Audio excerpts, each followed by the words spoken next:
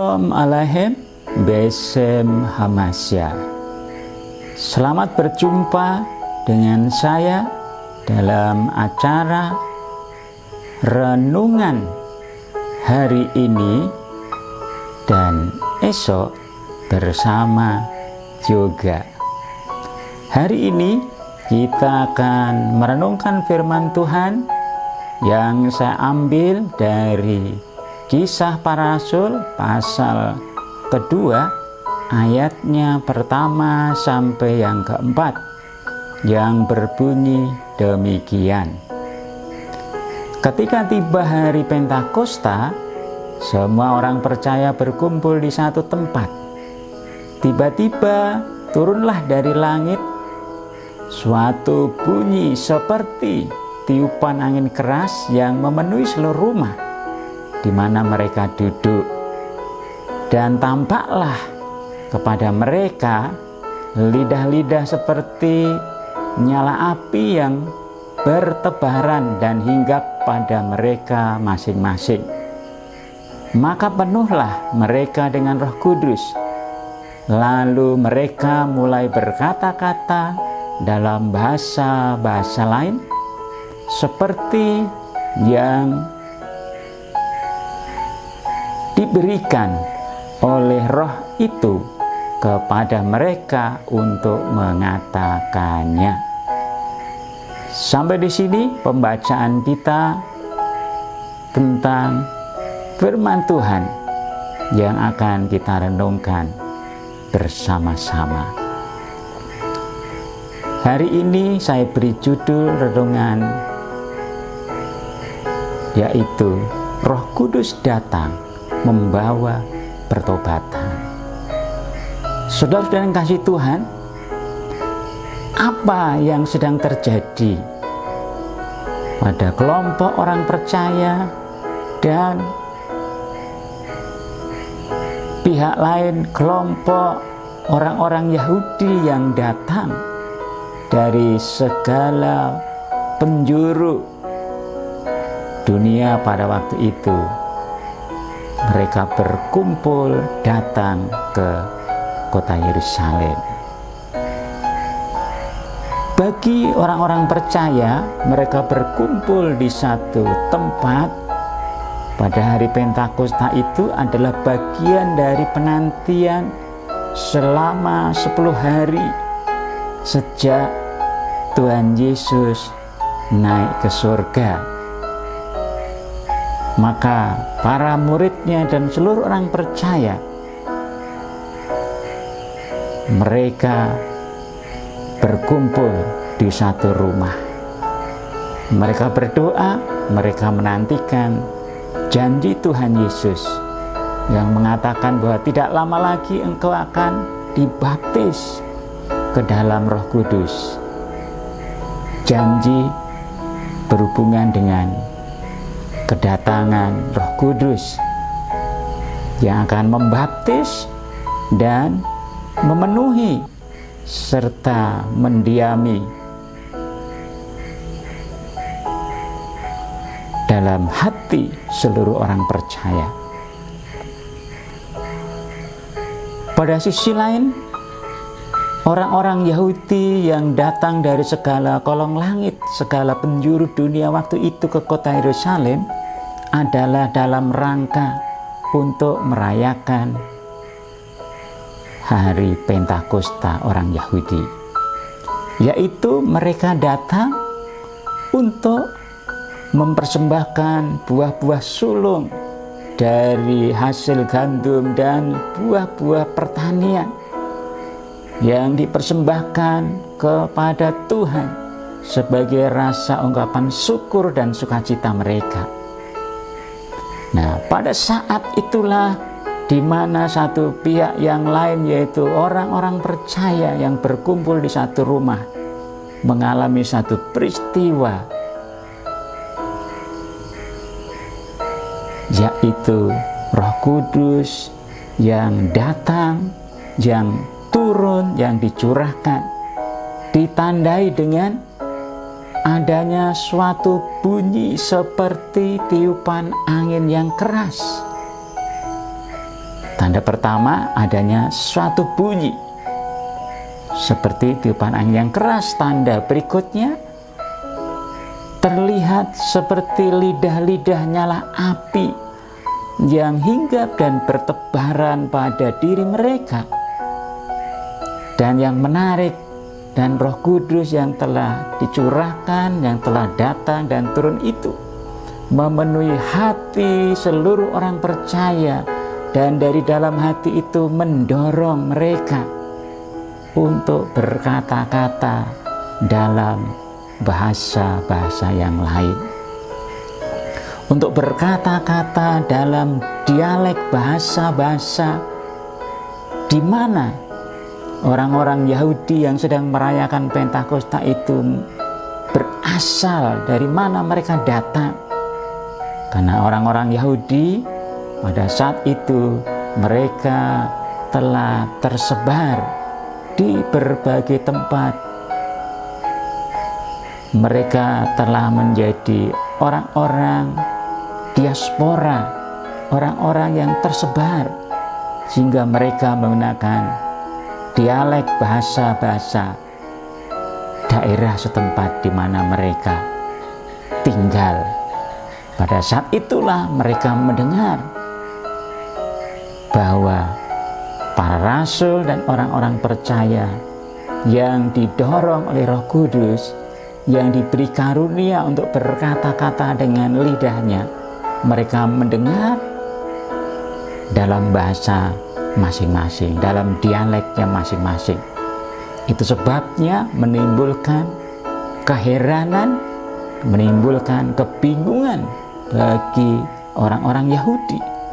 Lalu timbul sebuah pertanyaan, apa yang sedang terjadi ini? Mereka heran, mereka bingung. Tapi sebagian yang lain mengabaikannya, dan mereka menganggap bahwa orang-orang ini sedang mabuk anggur. Pada saat mendengar tuduhan seperti itulah, maka Rasul Petrus dan para rasul bangkit berdiri, dan Rasul Petrus berbicara, memberitahu bahwa mereka tidak sedang mabuk anggur, melainkan mereka mengalami suatu janji Tuhan, suatu janji yang telah diramalkan atau diberitahukan oleh Nabi Yoel. Akan ada satu pencurahan Roh Kudus dan tanda-tanda di alam ini menjelang hari Tuhan.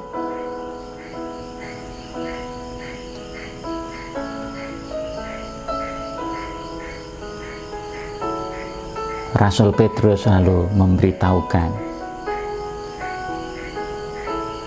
bahwa yang terjadi hari itu adalah Roh Kudus yang dicurahkan, yang membaptis, yang memenuhi orang percaya, yang mendiami orang percaya, yang menuntun kepada seluruh kebenaran, dan memberi karunia dalam bahasa-bahasa dialek lain, serta memberi kuasa yang dinamis untuk bersaksi. Roh Kudus yang datang itulah nanti yang akhirnya menginsafkan manusia akan dosanya, menuntun kepada pertobatan untuk percaya kepada Yesus Kristus sebagai Tuhan dan Juru Selamatnya. Karena itu Rasul Petrus menjelaskan bahwa apa yang sedang terjadi adalah tanda-tanda pencurahan Roh Kudus yang telah diberitahukan oleh Nabi Yoel menjelang datangnya hari Tuhan yang besar. Biasanya berbicara hari Tuhan dihubungkan dengan hari penghukuman. Itu sebabnya Rasul Petrus berkata, karena itu barang siapa berseru kepada nama Tuhan akan diselamatkan. Kepada Tuhan siapa? Rasul Petrus lalu menjelaskan yang dimaksudkan berseru kepada Tuhan akan diselamatkan ya, adalah berseru kepada nama Yesus Kristus yang telah ditetapkan oleh Allah dan diserahkan Allah menurut rencananya, tetapi telah kamu salibkan dan kamu bunuh melalui tangan bangsa-bangsa durhaka. Namun demikian Allah telah membangkitkan Yesus dan melepaskan dari sengsara maut, karena tidak mungkin Dia berada dalam kuasa maut. Yesus yang telah dibangkitkan inilah yang disaksikan oleh para rasul. Para rasul adalah saksi mata, dan Tuhan Yesus yang telah ditinggikan dan naik ke surga, Dia duduk di sebelah kanan Allah. Dan saat ini Roh Kudus yang dijanjikan itu sedang dicurahkan seperti yang kamu lihat dan dengar hari ini. Karena itu Rasul Petrus melanjutkan, jadi seluruh kaum Israel harus tahu dengan pasti bahwa Allah telah membuat Yesus yang kamu salibkan itu menjadi Tuhan dan Kristus. Kisah Para Rasul pasal 2 ayat 36. Jadi seluruh umat manusia harus tahu juga dengan pasti bahwa Allah telah membuat Yesus yang disalibkan itu menjadi Tuhan dan Kristus, juru selamat yang diurapi itu. Ketika mereka mendengar pemberitahuan, pengajaran bahwa sesungguhnya Allah yang telah menetapkan Yesus untuk menjadi juru selamat yang diberikan kepada umat pilihannya itu, juru selamat yang dijanjikan, Mesias yang dijanjikan, tapi yang telah dibunuh oleh mereka.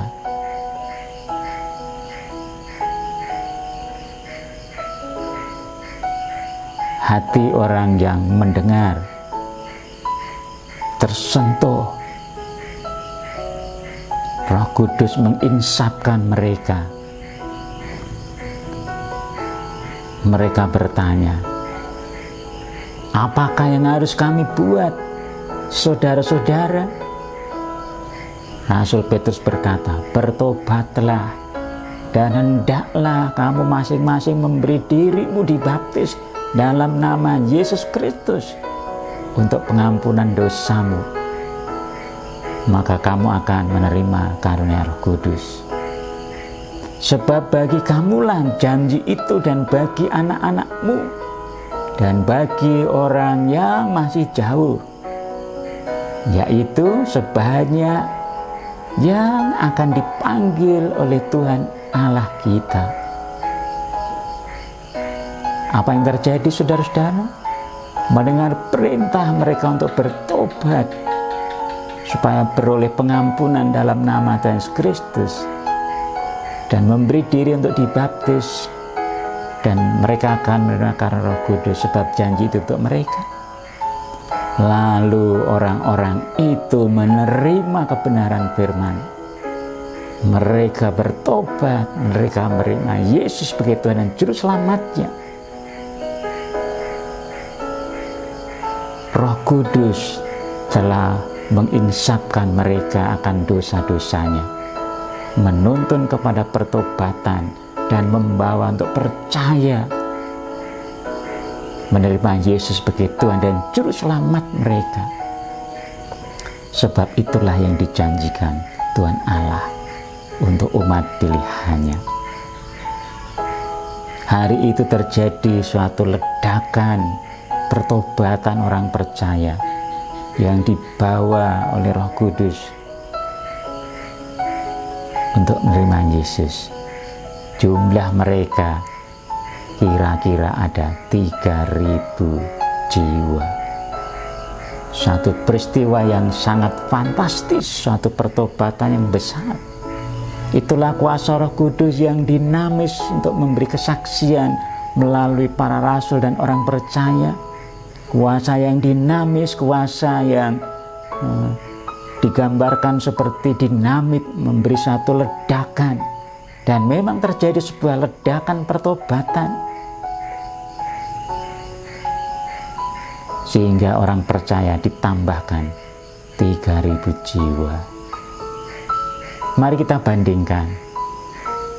Kalau peristiwa Pentakosta bagi orang Yahudi adalah satu perayaan untuk mempersembahkan buah-buah sulung dari gandum dan hasil pertaniannya kepada Tuhan. Pentakosta di Perjanjian Baru yang digenapi dengan turunnya pencurahan Roh Kudus telah membawa pertobatan 3.000 jiwa sebagai buah sulung dari gereja mula-mula untuk dipersembahkan kepada Allah. Suatu hal yang mengembirakan dan begitu dahsyat karya Roh Kudus untuk melahirkan orang percaya masuk di dalam gerejanya. Itu sebabnya boleh kita katakan hari Pentakosta Perjanjian Baru adalah hari lahirnya gereja Tuhan, dan itu punya dampak kepada saudara dan saya hari ini. Telah dituntun oleh Roh Kudus untuk menerima Yesus, untuk menjadi bagian dari gerejanya, dan kita menjadi warga kerajaan Allah, kita menjadi anggota keluarga Allah. Sebuah sukacita, berkat, dan anugerah Tuhan yang luar biasa. Kiranya Tuhan Yesus memberkati saudara saya. Sampai berjumpa dalam renungan selanjutnya. Amin.